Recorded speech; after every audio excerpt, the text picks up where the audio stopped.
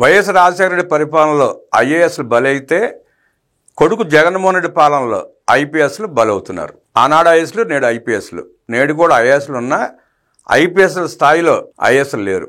ఐపీఎస్ల స్థాయి చాలా ఎక్కువగా ఉంది. పివి సునీల్ కుమార్, పిఎస్ఆర్ ఆంజనేయులు, సంజయ్ లాంటి సీనియర్ ఐపీఎస్ ఆఫీసర్లు అందరూ కేసులు ఎరుకుని అవినీతికి అక్రమాలకు పాల్పడ్డారని చెప్పి నిరూపితమై పిఎస్ఆర్ ఆంజనేయులు జైలు నుంచి బెయిల్ తీసుకుని ప్రస్తుతం బయట తిరుగుతున్న పివి సునీల్ కుమార్ సస్పెన్షన్ గురయ్యి సస్పెన్షన్ పొడిగించబడింది. సంజయ్ అరెస్ట్ చేసి రిమాండ్లో ఉన్నాడు. ఇలా చాలా మంది ఐపీఎస్లు ఉన్నారు. అంటే ఐపీఎస్ వ్యవస్థని ఎలా జగన్మోహన్ రెడ్డి తాకట్టు పెట్టి తాబేదారులాగా వీళ్ళు పనిచేశారో దీన్ని బట్టి అర్థమవుతా ఉంది. వ్యవస్థకు పడిన చీడ పురుగులు కొన్ని ఉంటాయి. ఆ చీడ పురుగులను ఏరకపోతే ఆ వ్యవస్థ కూడా నాశనం అయిపోయే ప్రమాదం ఉంటుంది. ఆ వ్యవస్థ పట్ల ప్రజలకు నమ్మకం కోల్పోయే పరిస్థితి ఉంటుంది. వ్యవస్థకు ఎలా చీడ పురుగులాగా పట్టి నాశనం చేశారో ఈ ఐపీఎస్ సంగతి చూస్తే తెలుస్తుంది. వైసీపీ పాలనలో చట్టాలను ఉల్లంఘించి అడ్డగోలు వ్యవహారాలు నడిపిన ఇద్దరు ఐపీఎస్ అధికారులకు మంగళవారం గట్టి షాక్ తగిలింది.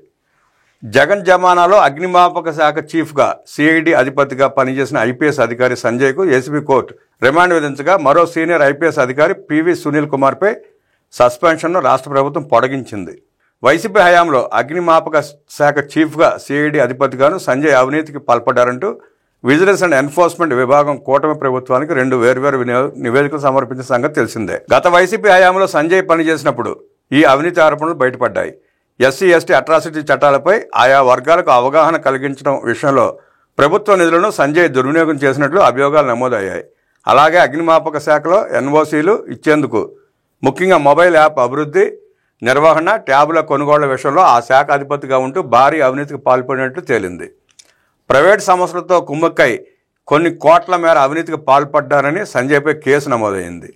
ఈ కేసులో తనకు ముందస్తు బెయిల్ మంజూరు చేయాలని కోరుతూ సంజయ్ తొలుత ఏపీ హైకోర్టును ఆశ్రయించారు. ఈ ఏడాది జనవరి 30న హైకోర్టు ఆయనకు ముందస్తు బెయిల్ మంజూరు చేసింది.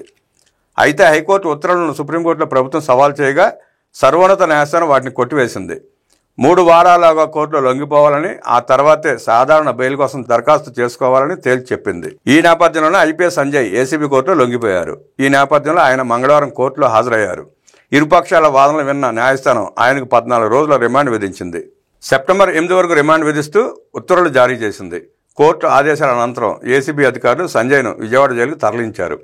మరో సీనియర్ ఐపీఎస్ అధికారి పివి సునీల్ కుమార్పై సస్పెన్షన్ను రాష్ట్ర ప్రభుత్వం పొడిగించింది. వచ్చే ఏడాది ఫిబ్రవరి 24వ తేదీ వరకు సస్పెన్షన్ పొడిగిస్తూ మంగళవారం ప్రభుత్వం ఉత్తర్వులు జారీ చేసింది. ప్రభుత్వ అనుమతి లేకుండా విదేశాలకు వెళ్లారన్న ఆరోపణలు రుజువు కావడంతో సునీల్ను ఇప్పటికే ప్రభుత్వం సస్పెండ్ చేసింది. 2 రోజుల్లో సస్పెన్షన్ ముగియనుండటంతో రివ్యూ కమిటీ దీనిపై సమీక్ష నిర్వహించింది. ఆగ్రి గోల్డ్ నిధుల దుర్వినియోగం ఆరోపణలపై ఆయనపై ఏసీబీ విచారణ కొనసాగుతోంది. అదే సమయంలో గతంలో ఎంపీగా ఉన్న ప్రస్తుత డిప్యూటీ స్పీకర్ రఘురామకృష్ణరాజును వేధించిన కేసులో గుంటూరు నగరపాలెం పోలీసులు దర్యాప్తు చేస్తున్నారని కమిటీ తన నివేదికలో ప్రస్తావించింది. ఈ కేసులు కీలక దశలో ఉన్నందున సస్పెన్షన్ ఎత్తివేస్తే సునీల్ కుమార్ సాక్ష్యాధారాలను తారుమారు చేసి దర్యాప్తును ప్రభావితం చేసే ప్రమాదం ఉందని కమిటీ అభిప్రాయపడింది. కమిటీ సిఫార్సుల ఆధారంగా సస్పెన్షన్ పొడిగించాలని ప్రభుత్వం నిర్ణయించింది. ఈ మేరకు ప్రభుత్వ ప్రధాన కార్యదర్శి విజయానంద్ ఉత్తర్వులు జారీ చేశారు. తదుపరి చర్యలు తీసుకోవాలని డీజీపీని ఆదేశించారు.